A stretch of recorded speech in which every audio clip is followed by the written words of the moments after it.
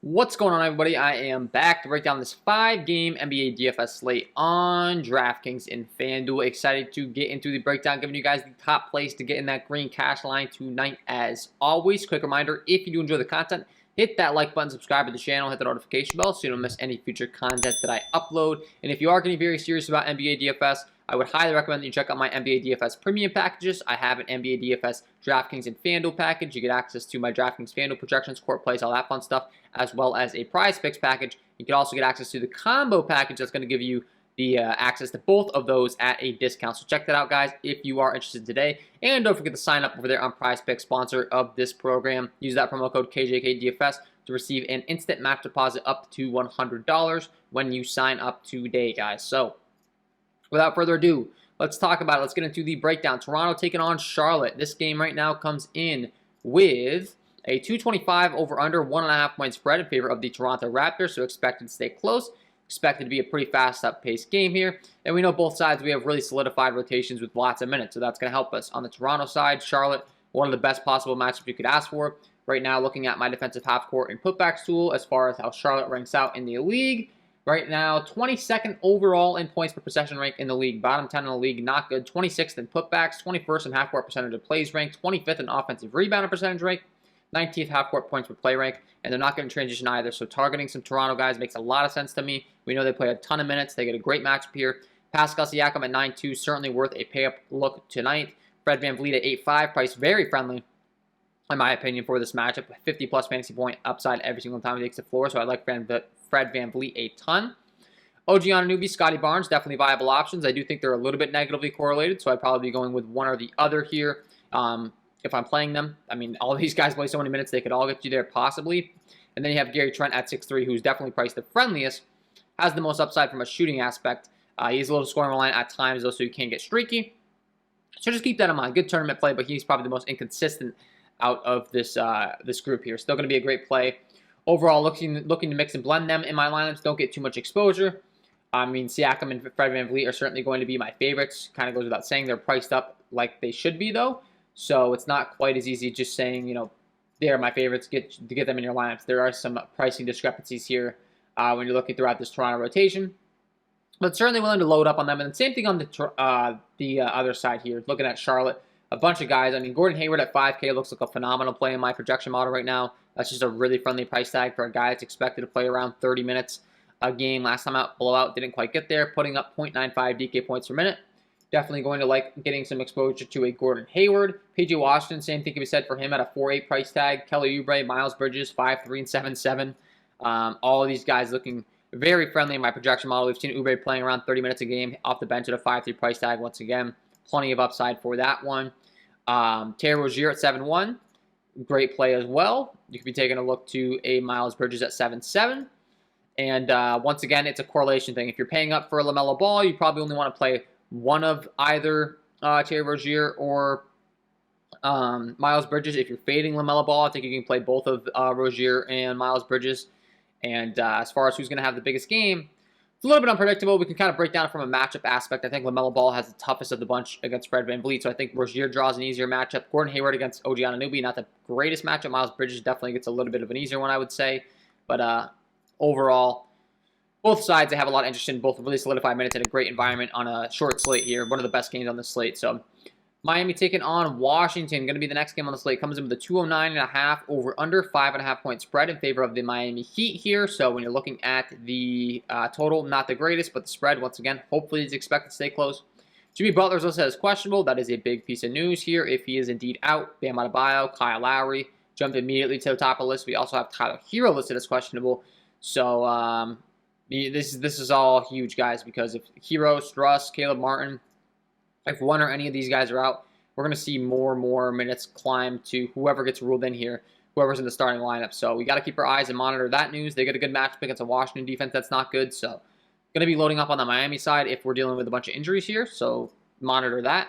If there's not a bunch of injuries, it's Jimmy Butler, it's Bam Adebayo, anyone else on this team, I'm getting a little bit skeptical to be targeting. I mean, Duncan Robinson at 3.6 I do think is a pretty great play at that price tag. Expected to play in the mid-20s minutes, putting up 0.76 DK points per minute. So I do think that Duncan Robinson's viable no matter what here. Becomes much better play if a few of these guys are out, obviously. But From an upside aspect in tournaments, I do like Duncan Robinson quite a bit at this 3.6 price tag. And then running it back on the other side, Miami really a pace down matchup for Washington, so it's less than ideal, but we know they're still without Bradley Beal, which is going to make Kyle Kuzma and Spencer Dinwiddie immediately climb to the top of your list on pretty much every slate, as long as their price tags stay cheap. Kuzma still only 7'4". Spencer Dinwiddie, looking at him, he's only 6'2", so definitely willing to load up on those guys, take some risks here. I know it's not the fastest pace, but all the usage is going to be going through them, and it's not like their price tags are hiked way up yet, so I do like those guys. Third on the slate, we have Phoenix taking on Chicago. As far as the total in this game comes in with a 228.5 over-under. It's a 6.5-point spread in favor of the Phoenix Suns, so expected to stay close once again. Hopefully, the last two games are my least favorite on the slate, so hoping that the Bulls game and the Raptors game stays close. Those are my two favorites. I think we should be loading up the high-usage guys in these games. Nikola Vucevic, DeMar DeRozan, if Zach LaVine is out, both become even better plays. If Zach LaVine's in, I like all three of these guys. Just mixing and blending. Once again, they are a little bit negatively correlated. We're also seeing Vuce and DeRozan get priced up as if LaVine is out right now. So it is a little bit scary to be going specifically Vucevic's way if Zach LaVine's back in. Do like both those guys a bunch if Zach LaVine's out, though. So keep your eyes on that. We're also waiting on some Kobe White news. If he's back in, that's going to be cutting in some more minutes for a Matt Thomas and Malcolm Hill. So that's kind of relevant, believe it or not. Jay Crowder at 4-1 is going to continue to grade out as a good play for me. A guy that's played anywhere from mid-20s to mid-30s in minutes. Last game turning into a blowout, I think was the main reason he didn't get more run. 4-1, I've got him projected to play 27 minutes, 0.76 DK points per minute. He's going to continue to grade out as a great play for me in my projection model. I also really do like going to DeAndre Ayton at 7-2. I think that's a very friendly price tag on this center. He's been back for a few games now. I think his conditioning is kind of back under him. I'd expect him to be playing some normal minutes here. He's played 28, 24, 24, but those last two games have turned into blowouts. So I do like DeAndre Ayton quite a bit here at a 7-2 price tag. I've got him projected to play 30 minutes. If he does, 1.19 DK points per minute, really does look like a phenomenal play here for me. And then next you have Chris Paul, Devin Booker. They're the highest usage guys on the Phoenix side. It kind of goes without saying if the game's going to stay close. There's a bunch of ceiling on both of these guys. And I do think that they're priced appropriately to where they can both get you there. Devin Booker's price tag has come down to 8.9 now. Definitely willing to jump on that while we can before it goes back up. Chris Paul at 9.6. Same thing. The assist upside has been through the roof here. With there being no campaign, they've been running him a lot with the second unit. I continue to say it on all my videos. But I think Chris Paul's assist upside and overall upside is very high here. So I like getting a lot of exposure there. Obviously, if there's no Zach LaVine and Kobe White, Ayo Dosunmu becomes a thing again, playing a bunch of massive minutes here. So I just want to kind of include that there. And then lastly, don't sleep on Javonte Green. He'd be the last guy I mentioned, 4-2. Once again, playing massive minutes, especially if there's no Kobe White, Zach LaVine. Those guys, got to mention them because they're sliding into the starting role and playing a lot of minutes. Golden State Warriors taking on the Oklahoma City Thunder. This game comes with a 213 over-under. 12.5 point spread in favor of Golden State. Definitely worried about it being a blowout. Definitely a little bit scared to be getting exposure to the Golden State Warriors side. If I am, I'm either paying up for Stephen Curry and just hoping he goes berserk here and pays that off, or I'm fading him and going down to the mid-range guys and Andrew Wiggins, Klay Thompson at 6'5 for Wiggins, 6'3 for Klay Thompson. So that makes a lot of sense here. We're waiting on the Lou Dort news at a 6'1 price tag. He's listed as questionable with a face injury. If he continues to be out, that's going to be even more usage to go around for Josh Giddey. We're also going to see a couple of other guys slide into the starting rotation to get more minutes.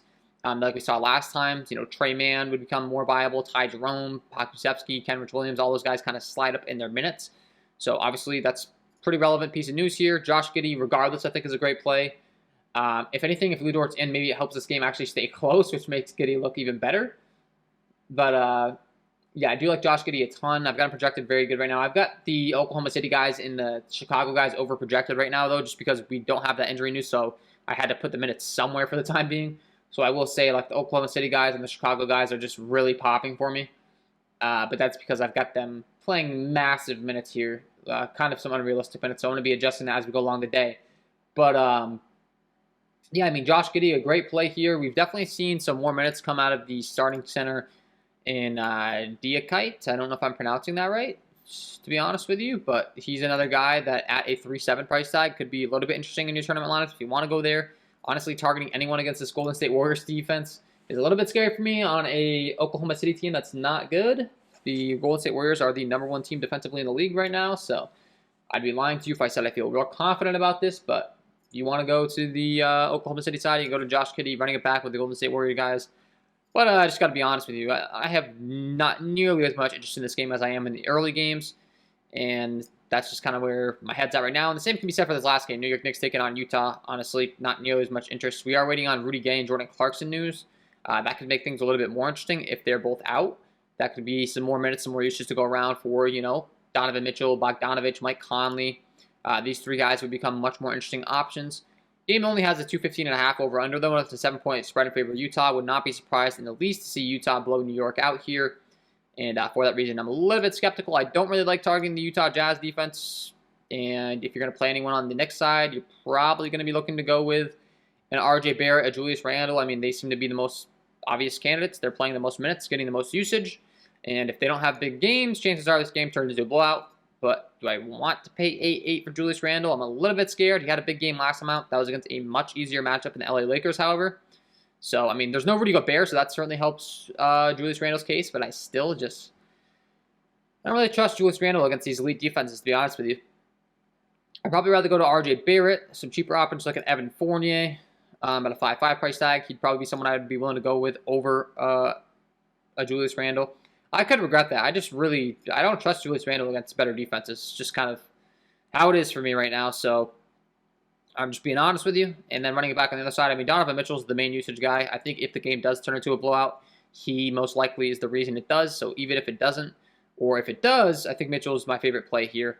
If it turns into a blowout, I think he's going to be a heavy part of that. If it doesn't, he gets more run and becomes an even better high upside play. So running it back with him makes a lot of sense. And then obviously Hassan Whiteside, with there being no Rudy Gobert, grades out as a pretty great play here. His minutes have been somewhat modest as of late, though, only in like the mid-20s. Now, keep in mind, all these games have turned into blowouts, essentially, so could easily see him get up into 30s if that's so, and his ownership's lower.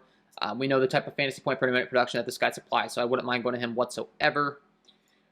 Swapping over to FanDuel, guys. That's the overall breakdown of this 5-gamer, but as always, we got to talk about some pricing discrepancies, see if there's anything different over here on FanDuel. We did a pretty good job of breaking down the slate overall.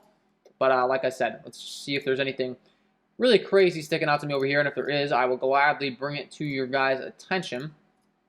And as far as the latest and greatest here, Bojan Bogdanovich at 5-1 definitely stands out as a guy that's cheaper over here. So he's someone that's standing out right away to me, especially if there's no Jordan Clarkson at a 5-1 price tag.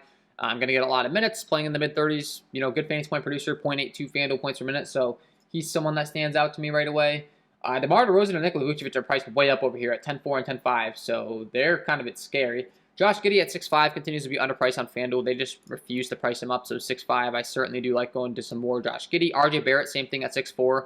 He's priced a lot friendlier over here than he is over there on DraftKings, so it becomes a lot easier to be clicking that button. Kyle Lowry's only 5-6 over here on FanDuel. That's a very, very friendly price tag, grading out as a phenomenal value play for me at the point guard position. Same can be said for Spencer Dinwiddie. In that same game, he's very cheap, only 5-9, so loading up on two of those guys for some value to be able to pay up at other spots, I think makes plenty of sense in this one.